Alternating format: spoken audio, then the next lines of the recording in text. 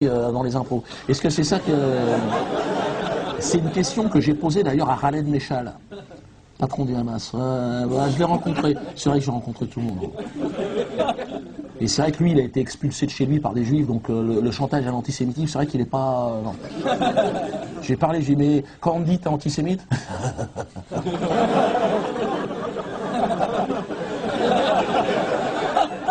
mais la Shoah, quand même...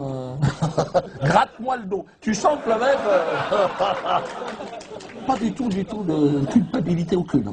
À zéro. Hein. Pour ceux qui ne connaissent pas, c'est un peu, si tu veux, le général de Gaulle de la Palestine. Hein. C'est-à-dire, il veut libérer son peuple.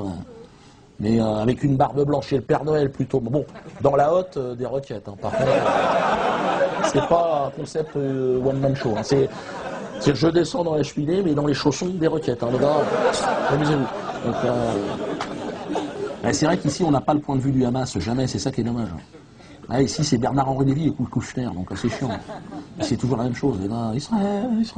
Bon, c'est vrai que Khaled Meshal, c'est intéressant. Au moins, moi j'ai passé 2 heures, j'ai vraiment discuté. Hein. Franchement, il m'a raconté la tentative d'assassinat dont il a été victime. 2 agents du Mossad. L'agent du Mossad, il faut le savoir, c'est pas un mousquetaire. C'est pas demain matin à l'aube. Non.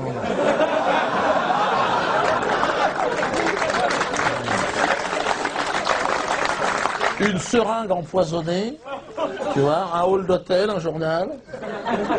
Bonjour mon ami. Il s'est fait piquer dans le dos. Les deux, ils l'ont piqué dans le dos. 2 dans le dos, bon, c'était signé.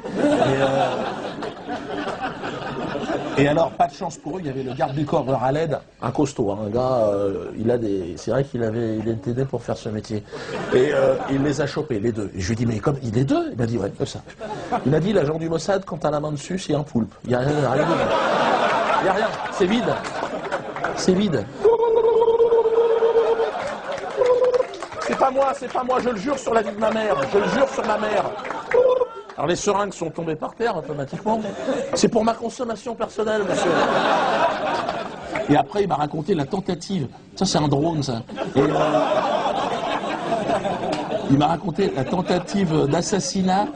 La tentative d'assassinat, la négociation. Ah ouais, la négociation pour obtenir l'antidote après. Il fallait échanger les 2 agents du Mossad contre l'antidote. Alors les agents du Mossad appellent, allô, ouais, ça a foiré. Ouais. Ils sont pas contents là. Il y a le gros arabe là, il est pas bon. Hein, faut balancer l'antidote, hein, bien sûr. Quoi, Chronopost? Non, ça va être trop long, le mec fait la grimace. Non, faut penser fax, balancer la recette par SMS, hein, parce que là on est mal. Et là, Khaled Meshal prend le téléphone, il dit non, avant toute chose, vous allez libérer Cheikh Yassine. Ah, tu vois, c'est des combats héroïques ici, on peut même plus comprendre. Quand tu vois Kouchner à la télé, automatiquement, tu n'imagines pas, lui, la vie sur la table, dire non, libérez d'abord Rachida Dati. Tu sens que tout le monde va crever tout autour, les Français, tout le monde. Vite, mon vaccin, vite. Cette fois-ci, a-t-il sent comme ça? Bon, c'est pas le sujet. Le sujet, évidemment, c'est dans ce coin du monde que j'ai rencontré Mahmoud. Pour beaucoup, l'incarnation de Lucifer, quand on entend les médias ici, le glisseur de quenelle du siècle. Là, je l'ai vu l'autre jour. Voilà, il était sur la frontière libanaise la semaine dernière.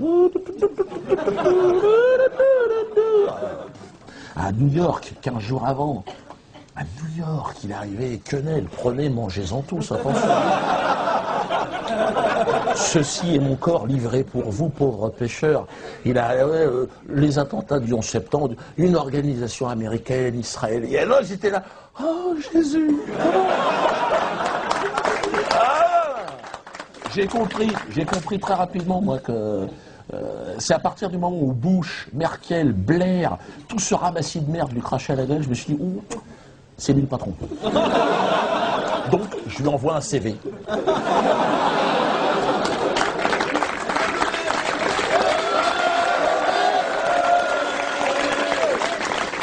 Cher Mahmoud, alors, je pratique le glissage de quenelle depuis quelques années de manière artisanale. Je désire intégrer une équipe motivée. Je fais un sketch chez Fogiel dans une émission de merde. Quelques années plus tard, je me retrouve chez Mahmoud. T'imagines un peu la promotion. a parlé quenelle pendant 1h30. Bon, moi, je lui ai parlé de mes quenelles. Tu vois, je lui ai dit, hein, moi, je fais de la quenelle 275. J'arrive à faire de l'épaulé, mais bon... ça, je fais ça en atelier, c'est de l'artisanat. On n'est pas dans la même catégorie non plus. Hein. Ça n'a rien à voir. Lui, Mahmoud, c'est de la quenelle de 300. C'est beau, c'est beau.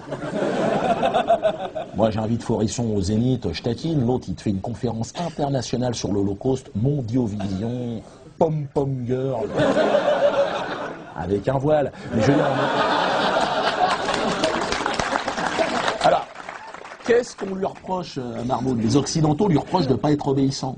C'est vrai qu'en général, ils mettent des mecs obéissants dans les pays où il y a du pétrole et où il y a un truc à récupérer, quoi.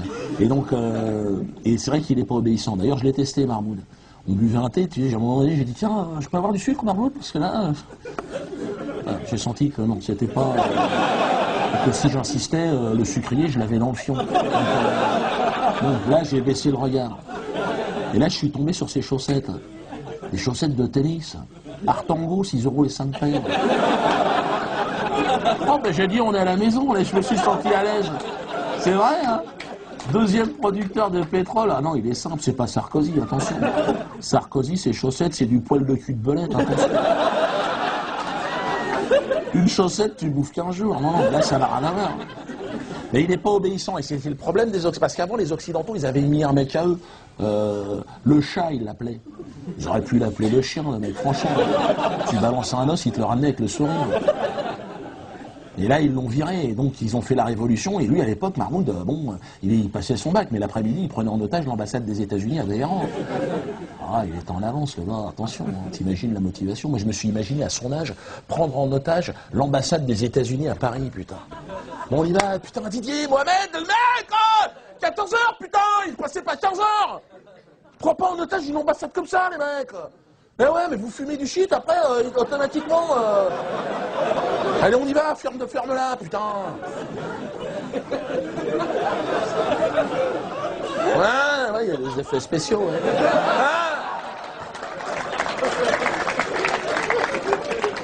Tiens, je te mets un petit vent contraire, même. Allez, j'arrête, gourmand. Bonjour, madame.